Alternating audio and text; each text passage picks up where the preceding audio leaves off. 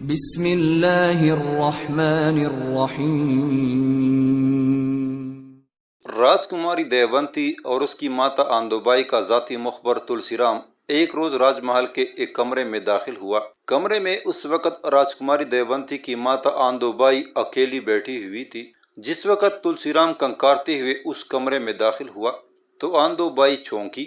اپنی جگہ پر وہ اٹھ کھڑی ہوئی، پھر تلسی رام کی طرف دیکھتے ہوئے اس نے بڑی بے چینی بڑی بےتابی سے پوچھ لیا، تلسی رام، کیا تو میرے لیے کوئی اچھی خبر لے کر آیا ہے؟ جب سے میری بیٹی گئی ہے میں سمجھتی ہوں میری زندگی میرا جیون بالکل منجمد ہو کے رہ گیا ہے۔ رانی آندوبائی کی سوال پر تلسی رام تھوڑی دیر تک خاموش ہی رہا، پھر چند قدم آگے بڑھا۔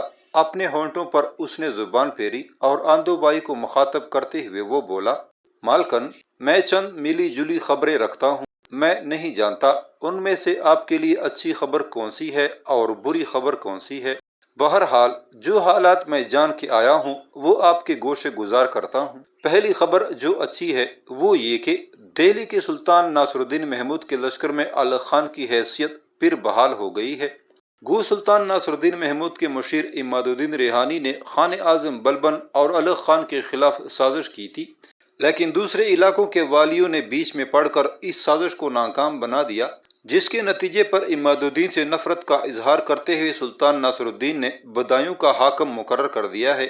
پہلے کی طرح بلبن اور الغ خان کی حیثیت لشکر میں بحال کر دی گئی ہے۔ اس خبر پر رانی آندوبائی کے چہرے پر تنزیہ سے مسکراہٹ نمودار ہوئی، پھر اس نے تلسی رام کو مخاطب کیا، تلسی رام، یہ خبر میرے لیے اس وقت اچھی اور خوشگوار ہوتی اگر میری بیٹی دیونتی اس وقت یہاں ہوتی اور وہ اس خبر کو سن کر بے حد خوش ہوتی۔ اب جبکہ دیونتی کے پھیرے راکشس سندر داس سے کرائے جا چکے ہیں تو یہ خبر میرے لیے اب کیا اہمیت رکھتی ہے؟ میری بیٹی مالوا میں نہ جانے کس حال میں ہوگی۔ اس نے اس سے پہلے چونکہ سندر داس سے نفرت کا اظہار کیا تھا، میرا دل کہتا ہے سندر داس میری بیٹی سے اس نفرت کا انتقام لے لے گا۔ تلسی رام تھوڑی دیر خاموش رہنے کے بعد پھر بول پڑا، رانی، جو کچھ میں کہنا چاہتا ہوں وہ پہلے سن لیں، اس کے بعد تخمینہ لگائیے گا کہ حالات کس سمت کا رخ کرتے ہیں۔ ابھی میں نے آپ کے سامنے صرف ایک ہی خبر کہی ہے، پورے حالات جاننے کے بعد آپ اندازہ لگا سکیں گی کہ جو خبریں میں نے آپ سے کہی ہیں یہ آپ کے لیے اچھی ہیں یا بری۔ دوسری خبر جو میں آپ سے کہنے والا ہوں وہ یہ ہے کہ جس وقت مالوا کا راجہ سندر داس راجکماری دیونتی کو یہاں سے لے کر کوچ کر گیا تو رات کے وقت جس وقت وہ سفر کر رہے تھے کچھ انجانے لوگ سندر داس اور اس کے محافظ دستوں پر حملہ آور ہوئے۔ محافظ دستوں کا کام تمام کر دیا۔ اس حملے میں خود سندر داس بھی موت کے گھاٹ اتار دیا گیا۔ تلسی رام کو کہتے کہتے رک جانا پڑا، اس لیے کہ بیچ میں رانی آندوبائی پھر بول پڑی تھی، تلسی رام، اگر سندر داس کے محافظ دستوں پر کوئی حملہ آور ہوا اور ان کا کام تمام کر دیا اور سندر داس کو بھی موت کے گھاٹ اتار دیا گیا ہے تو پھر یہ کہو کہ میری بیٹی دیونتی اس وقت کہاں ہے؟ اگر سندر داس کو موت کے گھاٹ اتار دیا گیا ہے اور میری بیٹی دیونتی زندہ ہے تو الغ خان سے متعلق جو پہلی خبر تم نے کہی ہے اس سے اچھی خبر کوئی ہو ہی نہیں سکتی۔ رانی آندوبائی کی ان تاثرات سے لمحہ بھر کے لیے رانی آندوبائی کے چہرے پر مسکراہٹ نمودار ہوئی تھی۔ اس کے بعد تلسی رام نے اپنا سلسلہ کلام جاری رکھتے ہوئے پھر کہنا شروع کیا، رانی، ابھی میں نے اپنی گفتگو ختم نہیں کی۔ سندر داس پر حملہ اور اس کے قتل کا واقعہ چند روز پہلے رونما ہوا تھا۔ راجکماری دیونتی بچ نکلی تھی اور اپنی لونڈی کے ساتھ دہلی کی طرف بھاگی تھی، لیکن برا ہو حالات اور وقت کا، جس بگی میں راجکماری دیونتی اپنی لونڈی کے ساتھ سفر کر رہی تھی اس بگی کا سائس بچ نکلا، گھوڑے پر سوار ہوا اور قنوج کی طرف بھاگا۔ یہ واقعہ بھی چند روز پہلے کا ہے۔ وہ سائس راجہ ملکی رام کی خدمت میں حاضر ہوا اور اسے تمام حالات کہہ سنائے۔ راجہ نے ان واقعات کو راز ہی رکھا، کسی کا ان کے سامنے ذکر ہی نہ کیا، نہ ان کے سامنے ان حالات کا انکشاف کیا۔ اسی وقت راجہ ملکی رام نے کچھ مسلح جوان روانہ کیے جنہوں نے راجکماری دیونتی کو دہلی کی طرف بھاگتے ہوئے پکڑ لیا۔ اب وہ راجکماری اور لونڈی کو لے کر راج محل میں داخل ہو چکے ہیں۔ راجکماری دیونتی اس وقت اپنے پتا جی کے پاس ہے، تھوڑی دیر بعد وہ آپ کے کمرے میں آئے گی۔ تلسی رام تھوڑی دیر کے لیے پھر رکا، کچھ سوچا، اس کے بعد دوبارہ اس نے بولنا شروع کیا، رانی، کاش راجکماری دیونتی آپ کے راجہ کی طرف سے بھیجے جانے والے مسلح جوانوں کے ہاتھ نہ چڑھتی۔ کاش وہ اس لونڈی کے ساتھ دہلی پہنچ جاتی تو محفوظ ہو جاتی۔ اب جب کہ مسلح جوان اسے راج محل میں لا چکے ہیں تو نہ جانے اس کے مستقبل کے متعلق راجہ اب کیا لایا عمل اختیار کرتے ہیں۔ بہرحال جو حالات پیش آئے ہیں وہ میں نے آپ سے کہہ دیے ہیں۔ اب میں جاتا ہوں، اس لیے کہ تھوڑی دیر تک شاید راجہ ملکی رام خود راج کماری دیونتی کو لے کر آپ کے پاس آئے۔ اس موقع پر میرا یہاں ہونا مناسب نہیں ہے۔ بہرحال میں سارے حالات پر نگاہ رکھے ہوئے ہوں۔ میرے جو قابل اعتماد ساتھی ہیں وہ بھی ادھر ادھر پھیلے ہوئے ہیں، اور جو ہی حالات میں تبدیلی ہوتی ہے میں آپ کو ان سے آگاہ کروں گا۔ اس کے ساتھ ہی تلسی رام اس کمرے سے نکل گیا تھا۔ رانی آندو بائی اکیلی اس کمرے میں خیالوں میں کھو گئی تھی۔ تھوڑی دیر بعد اس کمرے میں راجہ ملکی رام اور اس کے ساتھ راجکماری دیونتی دونوں داخل ہوئے۔ دونوں کو دیکھتے ہوئے رانی آندو بائی اپنی جگہ پر اٹھ کھڑی ہوئی، پھر اس نے اپنی جگہ پر دونوں بازو پھیلا دیے۔ یہ صورتحال دیکھتے ہوئے راجکماری دیونتی بھاگی اور پوری طاقت کے ساتھ اپنی ماتا سے لپٹ گئی تھی۔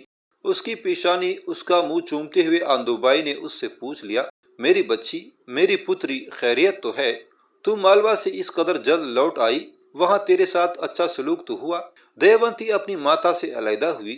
اس موقع پر رانی آندو بائی سے کچھ کہنا چاہتی تھی۔ وہ یہی خیال کر رہی تھی کہ اس کی ماتا کو اس کے حالات کے متعلق کوئی خبر نہیں۔ رانی آندو بائی سب کچھ جانتی تھی، لیکن وہ صرف راجہ ملکی رام کے سامنے اپنی بے خبری کا اظہار کر رہی تھی۔ دیونتی کچھ کہنا ہی چاہتی تھی کہ اس سے پہلے ہی راجہ ملکی رام بول پڑا۔ اس نے اپنی رانی کو مخاطب کیا تھا، آندو بائی، فکر مند ہونے کی ضرورت نہیں ہے۔ دیونتی مالوا پہنچی ہی نہیں، جو حالات پیش آئے یہ تمہیں خود تفصیل کے ساتھ بتا دے گی۔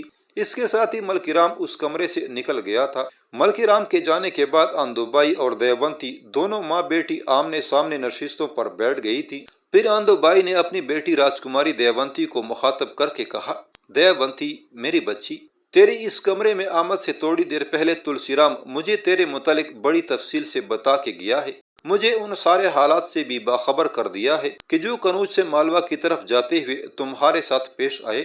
تاہم جو کچھ مجھے تلسی رام نے بتایا ہے میری بچی، اس میں تمہارے لیے ایک خوشخبری بھی ہے، وہ یہ کہ الغ خان کے برے دنوں کا خاتمہ ہوا۔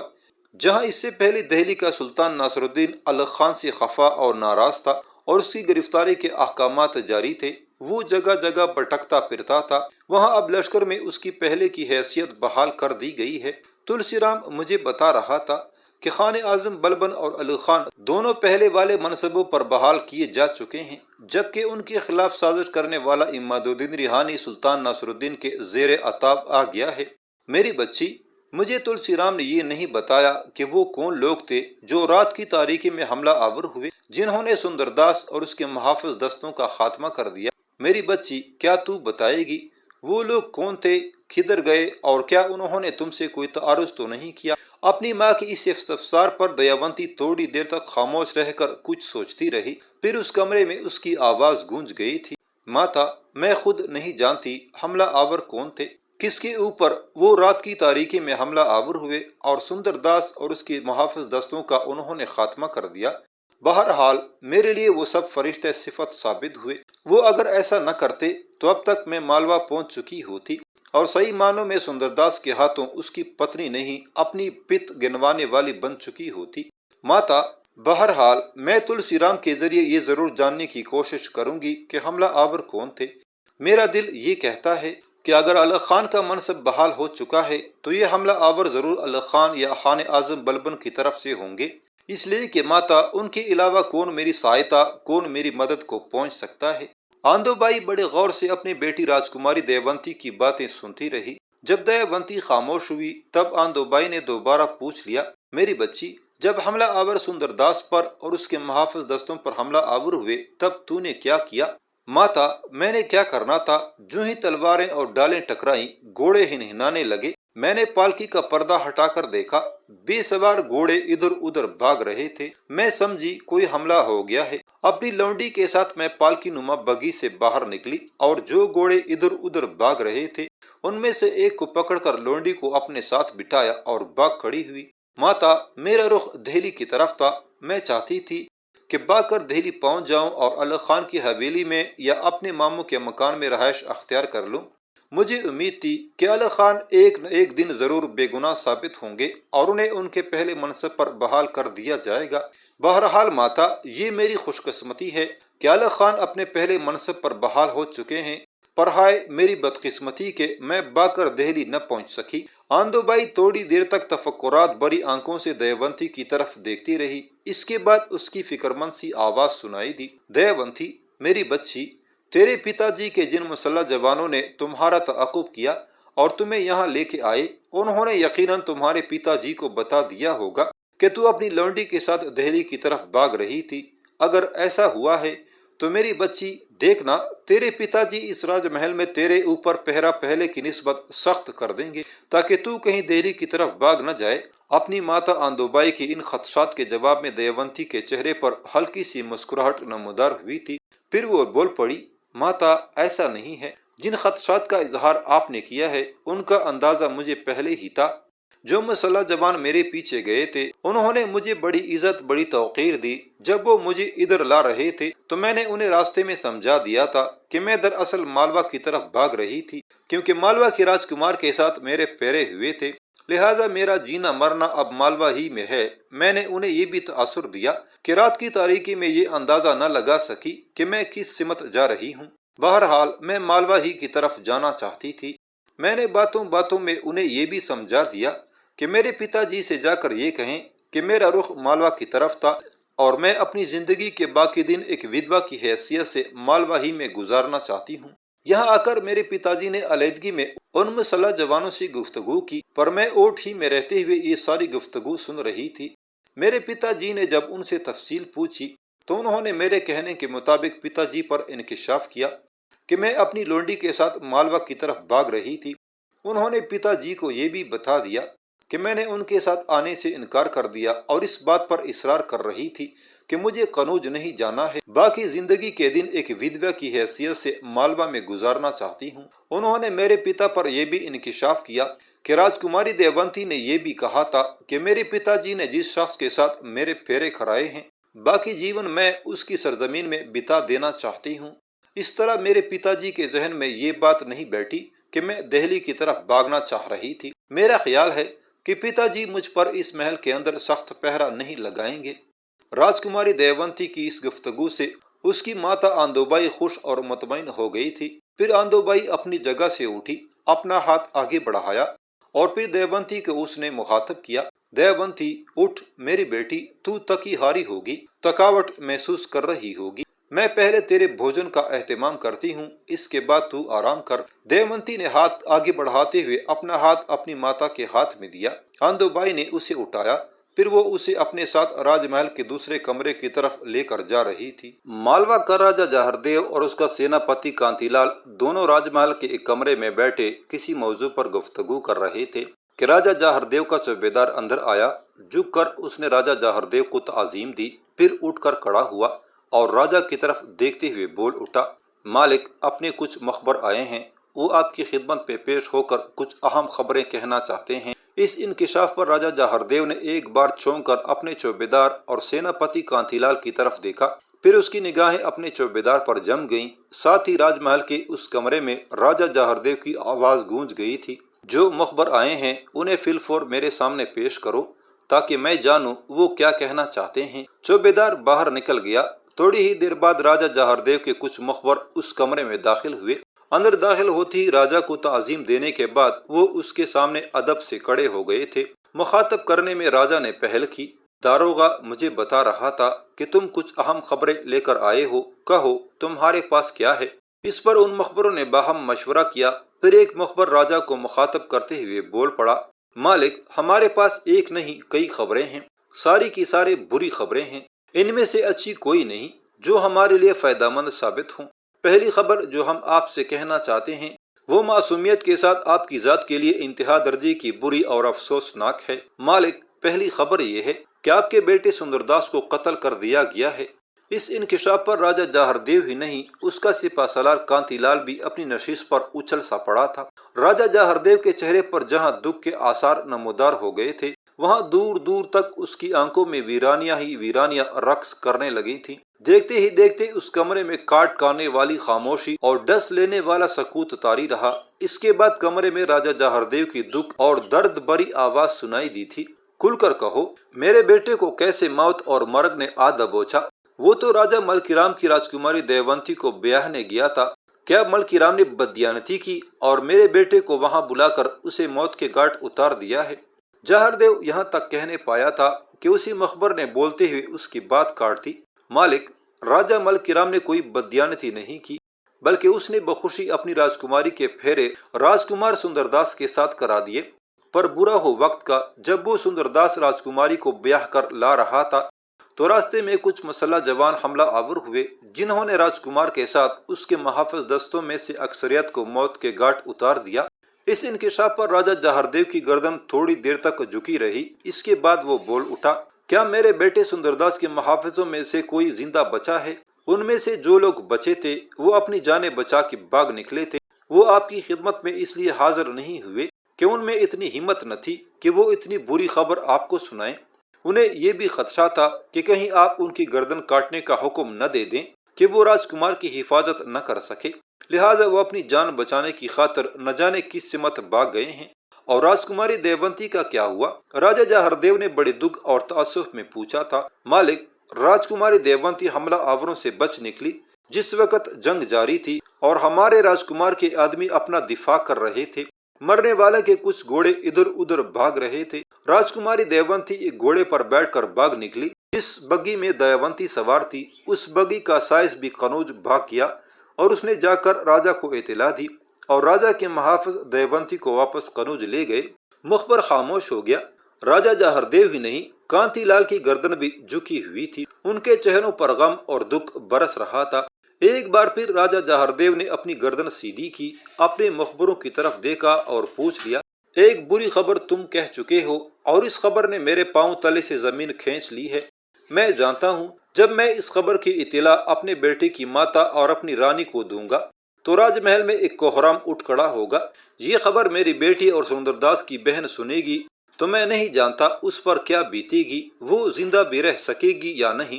بہرحال دوسری خبر کہو جو تم کہنا چاہتے ہو۔ مخبر نے کچھ سوچا، پھر وہ بول پڑا، دوسری بری خبر یہ ہے کہ آپ جانتے ہیں اس سے پہلے سلطان ناصر الدین بلبن اور علی خان کے درمیان چپ کلش پیدا ہو گئی تھی۔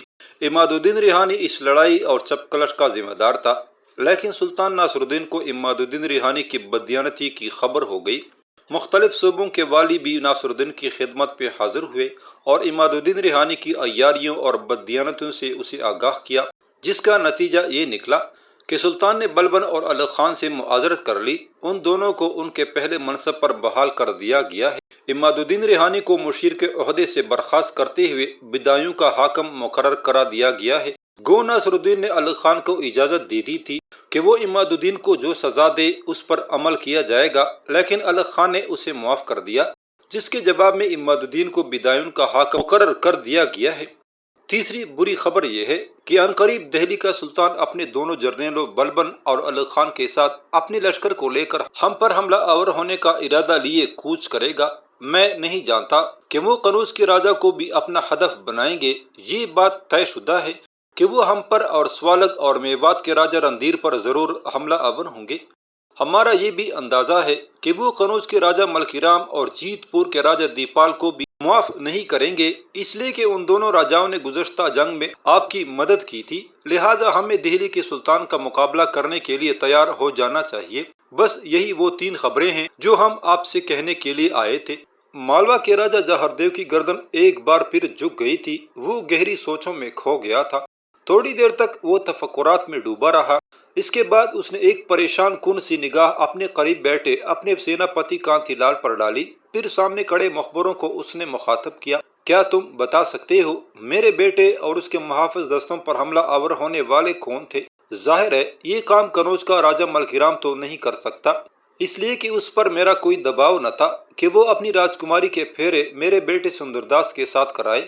اس نے اپنی بیٹی کا بیاہ اپنی مرضی اپنی خوشی سے میرے بیٹے راجکمار سندر داس سے کرانے کا عہد کیا تھا، لہٰذا قنوج کا راجہ ملکی رام تو یہ کام نہیں کر سکتا۔ میرا دل کہتا ہے کہ یہ کام مسلمانوں کے کسی ایسے صوبے کے والی کا ہے جو علی خان اور غیاث الدین بلبن کا حامی ہے۔ ظاہر ہے یہ کام دہلی کا سلطان ناصر الدین بھی نہیں کر سکتا، اس لیے کہ میرا اندازہ ہے کہ جس وقت یہ حادثہ پیش آیا اس وقت دہلی کا سلطان علی خان اور بلبن سے خفا اور ناراض تھا۔ اپنی بات کہتے کہتے راجہ جہاردیو کو خاموش ہو جانا پڑا، اس لیے کہ جس مخبر نے اسے پہلے مخاطب کیا تھا وہ پھر بول پڑا، مالک ہم اس جگہ کا جائزہ لے کے آ رہے ہیں جہاں یہ حادثہ پیش آیا۔ ہم نے گرد و نواح کو بھی خوب گھوم پھر کر دیکھا، جو لوگ حملہ آور ہوئے ان کے گھوڑوں کے سموں کے نشان بھی دیکھے اور کچھ دور تک ان کا تعاقب بھی کیا۔ ہم نے یہ اندازہ لگایا کہ وہ سوار ہانسی کی طرف کے تھے۔ ہم سب کا اندازہ یہ ہے کہ یہ کام بلبن کا ہے۔ بلبن ہی ان دنوں ہانسی میں قیام کیے ہوئے تھے، اس لیے کہ ہانسی اس کی جاگیر ہے۔ بلبن علی خان کو اپنے بیٹے کی مانند سمجھتا ہے، اس لیے اس کو بلبن کی ہر طرح کی طرفداری حاصل ہے۔ میں یہاں یہ بھی کہتا چلوں کہ یہ علی خان وہی ہے جس پر ہمارے ہاں گاؤ ہتیا کا جرم عائد کیا گیا تھا اور جس نے راجکماری دیونتی کا سوئمبر ہمارے راجکمار سندر داس کے لیے جیتا تھا۔ لوگوں کو یہ کہتے بھی سنا گیا ہے کہ قنوج کی راجکماری دیونتی ہمارے راجکمار سندر داس کے ساتھ بیاہ رچانے پر رضامند نہیں تھی، اندر ہی اندر وہ علی خان کو پسند کرتی تھی، اس لیے کہ اسے خبر ہو گئی تھی کہ اس کا سوئمبر علی خان نے جیتا تھا۔ علی خان کو حاصل کرنے اور اس پر اپنی چاہت کا اظہار کرنے کے لیے کہنے والوں کا کہنا ہے کہ دیونتی دہلی بھی گئی تھی۔ دیونتی علی خان سے محبت کرتی ہے۔ ہم پر یہ بھی انکشاف کیا گیا کہ علی خان بھی اسے چاہتا ہے، لہٰذا اندازہ یہ ہے کہ اس وقت علی خان عماد الدین ریحانی کے سامنے روپوشی کی زندگی بسر کر رہا تھا، تو ہانسی سے بلبن نے اپنے مخبر پھیلا رکھے ہوں گے جو دیونتی کے متعلق اسے اطلاعات فراہم کرتے ہوں گے۔ جب اسے خبر ہوئی کہ دیونتی کے پھیرے ہمارے راجکمار کے ساتھ ہو رہے ہیں تو اس نے اپنے کچھ مسلح جوانوں کو بھیجا ہوگا جو راجکمار پر حملہ آور ہوئے اور اس کا اور اس کے ساتھیوں کا کام تمام کر دیا۔ یہ ہمارا اندازہ ہے، یہ بات ہم یقین سے نہیں کہہ سکتے۔ بہرحال جو گھڑ سوار حملہ آور ہوئے تھے ان کے گھوڑوں کے سموں کے نشان یقیناً ہانسی کی طرف گئے تھے۔ تمہارا اندازہ درست ہے، یہ کام بلبن کی سوا اور کوئی نہیں کر سکتا۔ جاہر دیو نے اپنے مخبر کی تائید کرتے ہوئے کہا۔ تھوڑی دیر تک مزید خاموشی رہی، اس کے بعد جاہر دیو پھر بول پڑا، تم سب تھوڑی دیر تک یہیں رکو، میں تم میں سے 2 کا انتخاب کروں گا اور ان سے میں بہت بڑا کام لوں گا۔ اس کے ساتھ ہی راجہ جاہر دیو اپنی نشست سے اٹھا اور اس کمرے کی پشت پر جو دروازہ تھا اس سے ہوتا ہوا راج محل کے دوسرے حصے کی طرف چلا گیا تھا۔ تھوڑی ہی دیر بعد راجہ جاہر دیو لوٹا، اس کے ہاتھ میں بانس کا ایک خول تھا، اپنی نشست پر آ کے بیٹھ گیا۔ مخبروں میں سے جو اس کے ساتھ مخاطب ہوا تھا اور اس کے ساتھ جو جوان کھڑا تھا ان دونوں کو اس نے ہاتھ کے اشارے سے اپنی طرف بلایا۔ وہ دونوں جب اس کے قریب ہوئے تب راجہ جاہر دیو نے ان دونوں کو مخاطب کیا، آج ابھی اور اسی وقت بادایون کی طرف روانہ ہو جاؤ۔ بانس کا یہ خول جس کے اندر میں نے عماد الدین ریحانی کے نام خط لکھ کے ڈال دیا ہے۔ مخبر راجہ جاہر دیو سے مخاطب رہا تھا، ہاتھ آگے بڑھا کر اس نے بانس میں بند جاہر دیو کا خط لے لیا تھا۔ پھر جاہر دیو نے ان دونوں کو مزید قریب ہونے کو کہا۔ جب وہ مزید قریب ہوئے تو راجہ جاہر دیو ان کے ساتھ سرگوشی کرتا رہا۔ اس کے بعد دونوں اس کمرے سے نکل کر بدایون کی طرف چلے گئے تھے۔ دونوں مخبروں کے جانے کے بعد راجہ جاہر دیو نے اپنے سیناپتی کانتی لال کو مخاطب کیا، کانتی لال، یہ جو مخبر ابھی تک راج محل کے اس کمرے میں کھڑے ہیں ان میں 2 قنوج کی طرف روانہ کرو، ہماری طرف سے قنوج کے راجہ ملکی رام کی طرف پیغام بھجواؤ۔ پہلا یہ کہ اسے کہو کہ اپنی لشکر کے ساتھ بالکل تیار رہیں کہ کسی بھی وقت دہلی کا سلطان ناصر الدین اپنی لشکر کے ساتھ ہماری طرف کوچ کر سکتا ہے۔ ملکی رام کو یہ بھی پیغام بھجواؤ کہ میں 1 ہفتے بعد اپنی لشکر کے ساتھ مالوا سے نکلوں گا، لہٰذا وہ بھی 1 ہفتے کے بعد اپنے لشکر کو لے کر نکلے اور بالکل اسی جگہ آ کر پڑاؤ کرے جہاں اس سے پہلے ہم نے مل کر عماد الدین ریحانی کو شکست دی تھی۔ ملکی رام کے نام میرا دوسرا پیغام یہ بھجواؤ کہ وہ راجکماری دیونتی کو قنوج کے مرکزی شہر مالوا روانہ کر دے۔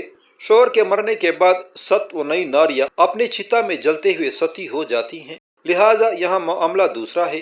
میرے بیٹے سندر داس کی چتا نہیں جلائی گئی، لہٰذا دیونتی کو چتا میں جل مرنے کا موقع نہیں ملا۔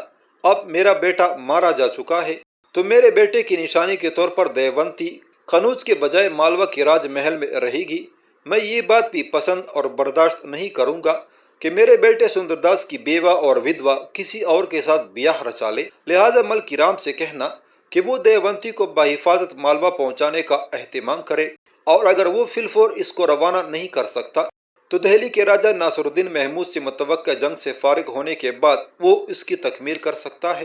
کانتی لال، میرے پاس سے اٹھ کر جانے کے بعد کچھ مخبر سوالک کے راجہ رندیر اور جیت پور کے راجہ دیپال کی طرف روانہ کرو، اور انہیں بھی یہ پیغام دو کہ عنقریب دہلی کا سلطان ناصر الدین ہم پر حملہ آور ہونے کو ہے، لہٰذا پہلے کی طرح اپنی لشکریوں کو لے کر بالکل اسی جگہ جمع ہو جائیں جہاں اس سے پہلے اماد الدین کے ساتھ ہمارا ٹکراؤ ہوا تھا۔ اب اٹھو، دیر نہ کرو، جو کام میں نے تمہیں سونپا ہے اس کی تکمیل کرو۔ اس کے ساتھ ہی راجہ جہاردیو اٹھ کھڑا ہوا تھا، کانتی لال بھی کھڑا ہو گیا، اور جو مخبر اس کمرے میں کھڑے تھے انہیں ساتھ لے کر وہ راج محل کے اس کمرے سے نکل گیا تھا۔